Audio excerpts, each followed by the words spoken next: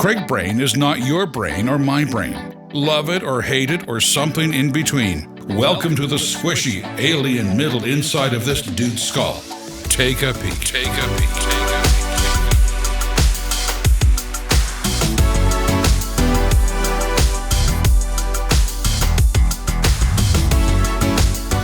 Hey, it's Craig Gross. Welcome to Craig Brain. I'm talking today, still in the series inside Craig Brain on work and workmanship, and I've titled this one, An Instagram Husband in the Amazon.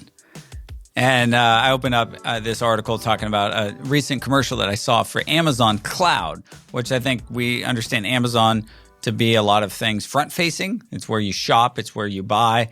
But if you know anything about online world, is Amazon and the cloud. I know a lot of people don't understand what that is, but think about the size of Amazon.com. I mean, 50 cents on every dollar purchased online today is spent on Amazon. It's crazy.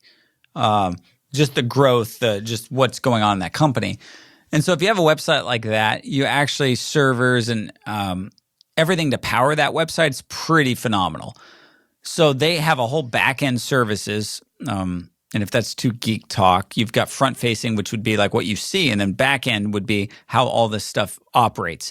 And Amazon, how they're able to scale and how they're able to work with the cloud and protection and just a number of things. Like they have a huge part of their business that's not anything to do with retail or shipping products, but all about servicing businesses that are online. I don't understand all that. It's geek level, but it used to be you would have like a dedicated server on a computer somewhere. I think Rackspace is where we used to host XXX Church on, and that's sitting on a machine in Dallas. And I think Amazon is – web guys are going to kill me in trying to explain this. It's like me talking about cryptocurrencies. But they're going to be able to spread that out so you're not just hitting one server from one location. But I don't know. They're able to do a ton of stuff. So anyways, on the cloud, I thought – it's a very complex thing to understand, but this commercial was this whole advertisement, and they used Yelp, Netflix, Airbnb, Samsung's, all as recognizable brands that all use Amazon. And it was like, oh, of course. Well, if they do this, we need to do this. And I think the whole thought when I saw that was like, if you're married and you have a partner, you have an opportunity in life, in business, in your family, in your leading, to have two rather than one. So, I mean, biblically we say, oh, the two become one. But like, do they? Like, really? Or do we just resist each other and push up against each other and try and change the other person into who we are, and that's never going to work. And then the two never really become one. Or if the two just remain two and they don't complement each other, but they, contradict each other and they challenge each other, like what happens there?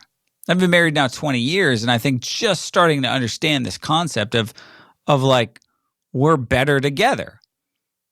For years, like me leading XXX Church, it was like, oh, Jeanette was like, oh, that's really not my thing. But Jeanette never was like, oh, this is my thing though. Because you tell me this is your thing. I mean, you saw last week with Meg Nolan. You tell me you want to do music, like, hey, like, I'll help you in any way I can. My daughter, you want to dance, you tell me like what you want to do. If that's the helper in me or the father in me, I don't know. It's something in me that's like, hey, let's just go do that. Or the belief that I have in other people. Like when Tristan's like, oh, yeah, you could do your own thing. I've seen you do this thing really well. Why wouldn't that work? But I think like, for me talking ministry, like I've done a lot of projects in business and ministry stuff that have been my ideas and my things that I'm doing. And then what I know about my personality is like, I like to start stuff. I like the beginning and the ends, and I don't like a lot of stuff in the middle, and that's where it gets kind of messy. And my wife's very detail-oriented. She's able to do a number of other things, like think of like the cloud, the back-end stuff, where it's just like, oh, Craig's talking about this stuff, but like he doesn't know these things. That's what I do. But oftentimes the person behind the scenes doesn't get any of the credit, or then they feel like they don't even feel a part of it.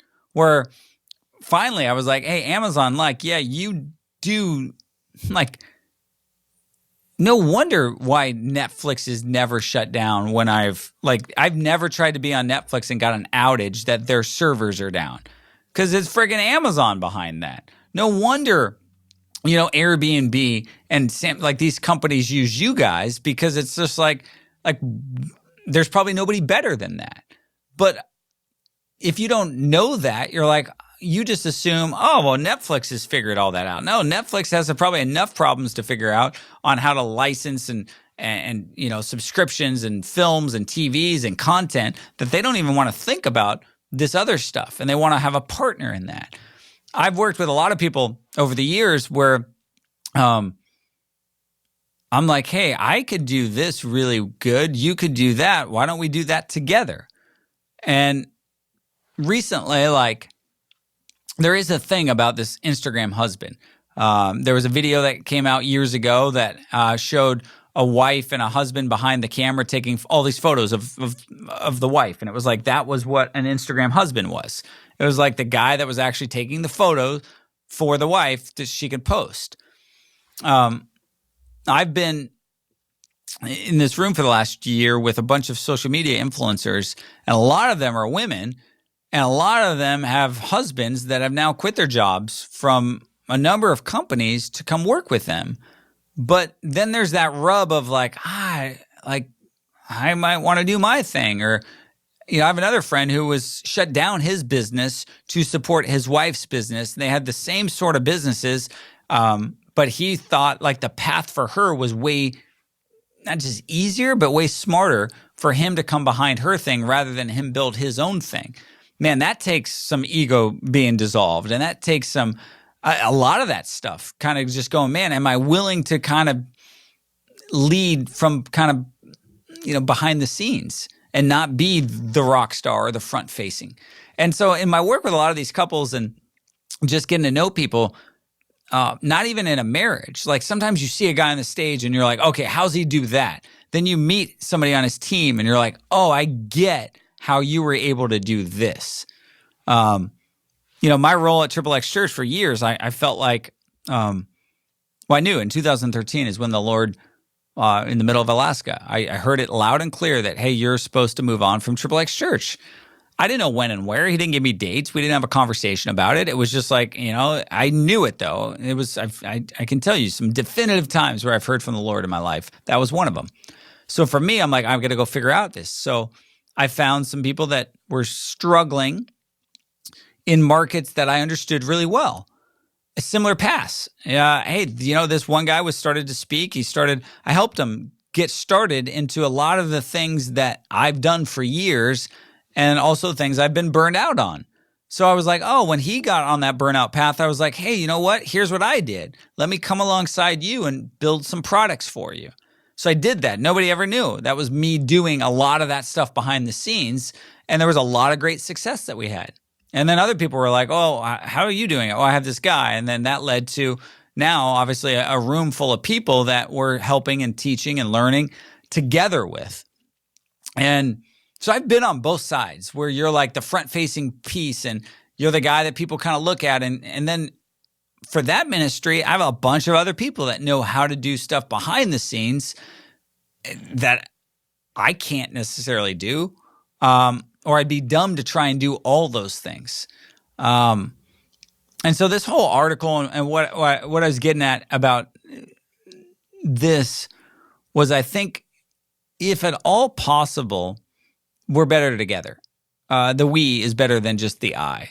And if you're in a marriage, especially, I'm going to talk about, there's a whole section coming up on just marriage and making it and the 20 years. I mean, Jeanette and I have spent 21 years now. We're going on 21. Gosh, it's crazy. Yeah, 21.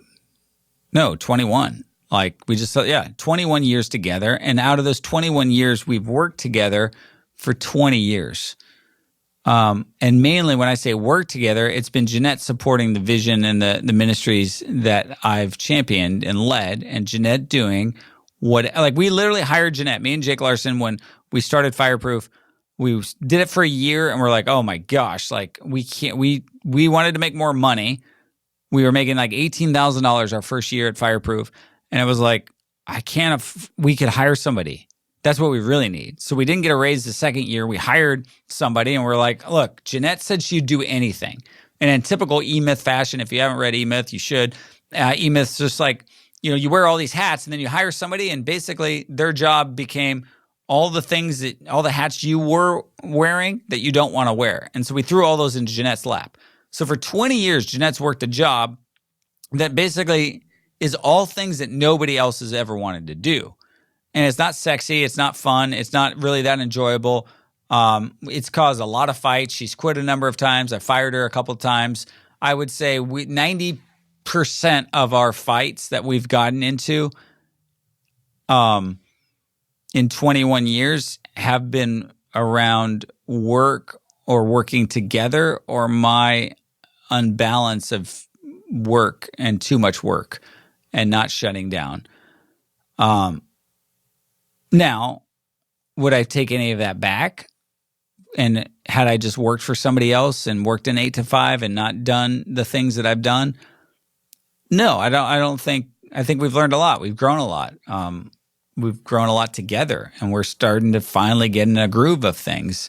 And part of that, with this announcement that I've made of moving in a different role at Triple X Church, is us really at a pace of life where we're at a point in our life where we're like, what do we want to do next? And what do we both know ourselves way more at 43 and 44 to go, yeah, and we're better together. And like, we're way better working in our strengths, not just working in like, hey, do that shit job that I don't want to do and you do that. Okay, cool, I'll do that, but it's really not what I want to do.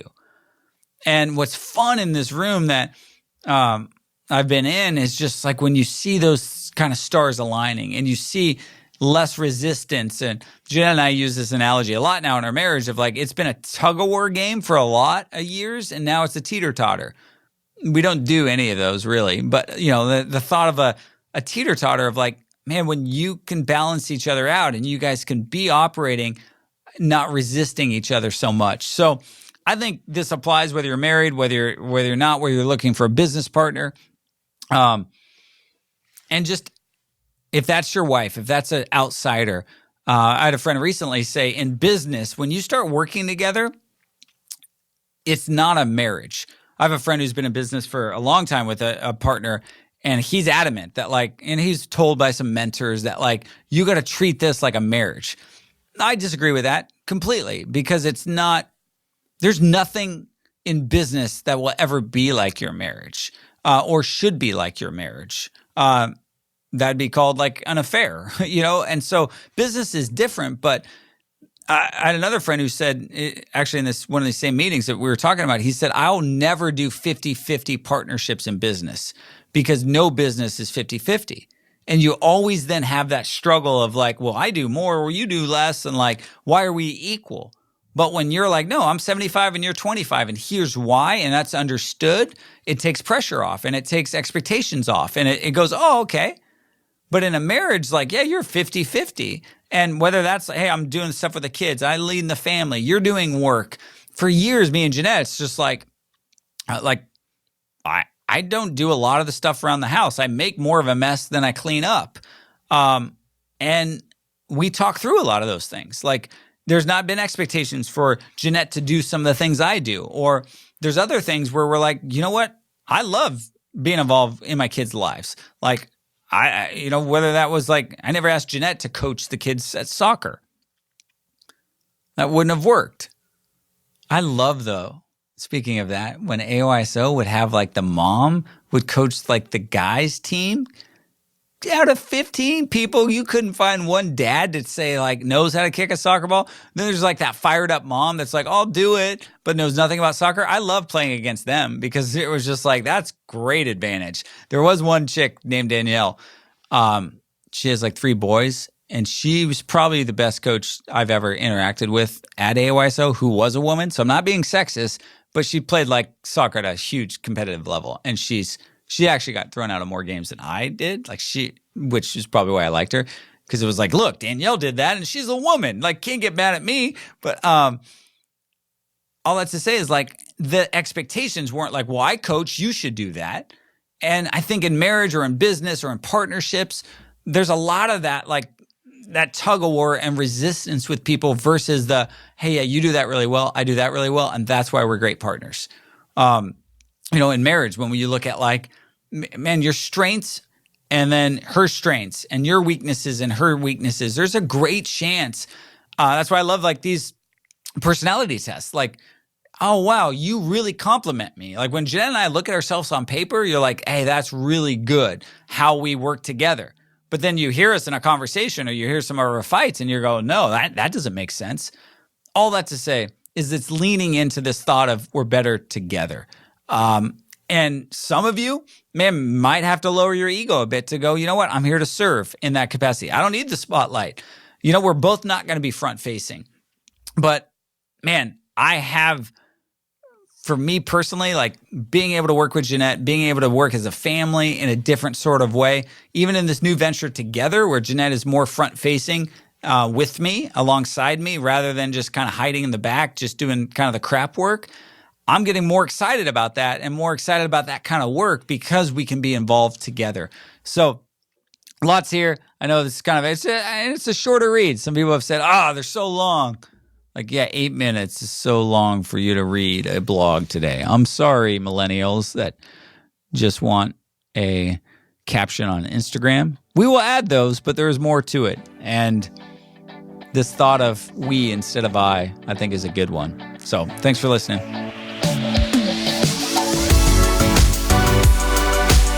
Thanks for thinking through Craig Brain. This podcast is only a small summarized part of a larger conversation. To read the full story, check out www.craigbrain.com and follow @Craig Gross on whatever social suits your fancy.